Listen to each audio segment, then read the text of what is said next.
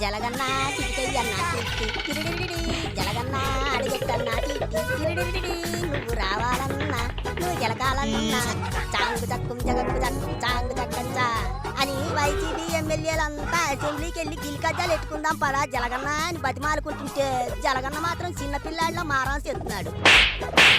చిన్నప్పుడు అడిగింది ఇవ్వలేదని తినే కంచాన్ని ఎగరేస్తానిన గనుడు జలగన్నాయి. ఆ టైంటిది ఇప్పుడు ప్రతిపక్ష హోదా ఇవ్వకపోతే ఊరుకుంటాడా? అందుకే తాడేపల్లి ప్యాలెస్ లో గోడలన్నీ గోలతో రక్కేస్తున్నాడట. పశుపతిలా మారిపోయి ప్యాలెస్ లో పేతాత్మ శకలు చేస్తున్నాడట. ఎవడెళ్ళి ఏం చెప్తే ఎక్కడ తీసేస్తాడోనని గోడ మీద పిల్లుల్లా నక్కి నక్కి చూస్తున్నారట లీడర్లంతా.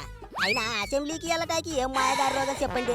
ఓ వైపు గెలిచిన 10 మంది ఎమ్మెల్యేలంతా అసెంబ్లీకి వెళ్దాంరా మగడా, నీకు దండ కడతావు, నీ కాళ్ళు అట్టుకుంటావు, నియోజకవర్గాల్లో ప్రజలు మమ్మల్ని చెప్పులతో కొడతారు అని వేడుకుంటున్నా హోదా ఇవ్వటం లేదు, మైకి ఇవ్వరు అని మైదాపిండి కబుర్లు చెబుతున్నాడట జలగన్న. మైకి ఇవ్వకపోతే వాళ్ళకే చెడ్డ పేరు వస్తుంది.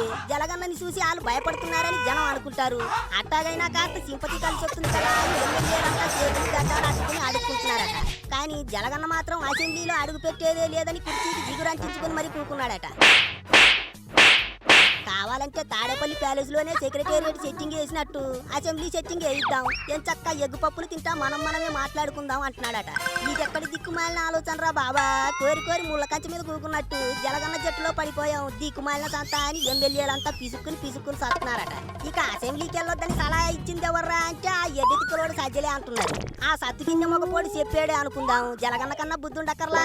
ఓ వైపు సొంత చెల్లెలు సైతం తిట్టకుండా తిడుతోంది. అసెంబ్లీకి వెళ్ళినప్పుడు ఎమ్మెల్యే పదవి ఎందుకు, పులివెందుల ప్రజలు చెప్పుతో కడతారు, రాజీనామా చెయ్యి అని రోజుకోసారి గొట్టాల ముందు కూకొని తలంటుతోంది. అయినా సరే జలగన్నకి సీమ కుట్టినట్టు కూడా కావడం లేదు.